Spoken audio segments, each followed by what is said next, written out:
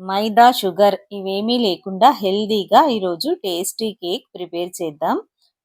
ఈ దీవాళికి ఒకసారి ఇలా హెల్తీగా ఈ కేక్ ట్రై చేయండి. చాలా టేస్ట్‌గా ఉంటుంది అండ్ హెల్తీ కూడా. ఇందులో అన్ని హెల్తీ ఇంగ్రీడియెంట్సే వేస్తున్నామండి. చాలా సాఫ్ట్‌గా, ఫ్లఫీగా చాలా టేస్టీగా ఉంటుంది. సో, మన వీడియో స్టార్ట్ చేసేద్దాం. Welcome to my channel flavourful delights Telugu.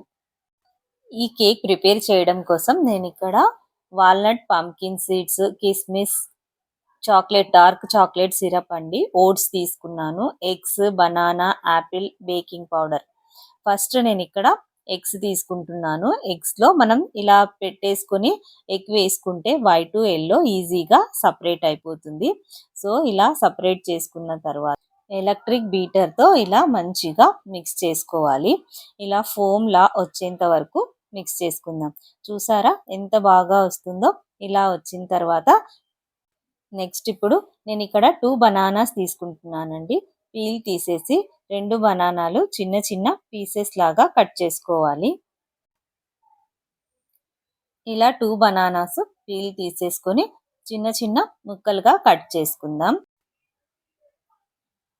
ఇలా కట్ చేసుకున్న బనానాని మనం ఒక మిక్సింగ్ బౌల్‌లో వేసుకొని మ్యాష్ చేసుకోవాలి. ఇవన్నీ మెత్తగా చేసుకోవాలి.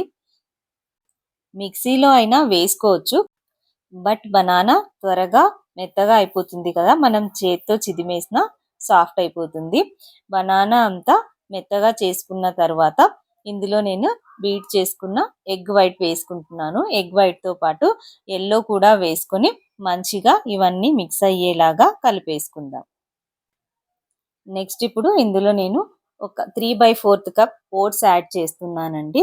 ఓట్స్ ఫ్రై అయినా రోస్ట్ చేసుకోవచ్చు, లేదా కాస్త మిక్సీలో పట్టి వేసుకోవచ్చు. అలాగే అయినా వేసుకోవచ్చు.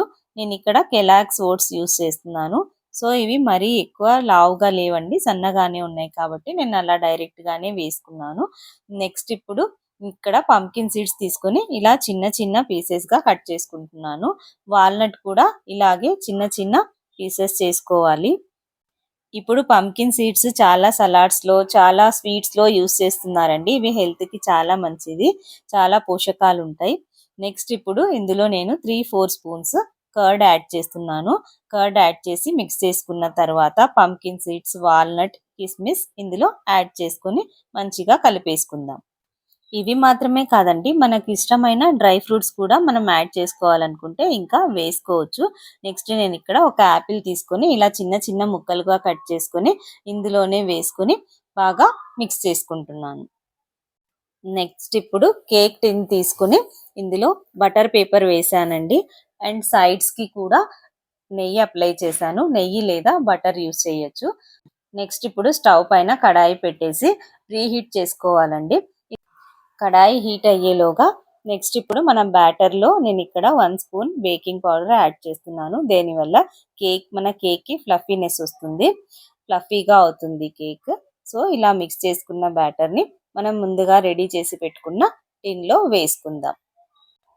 ఇందులో ఫ్రూట్స్ కూడా మనకి నచ్చిన ఫ్రూట్స్ యాడ్ చేసుకోవచ్చండి.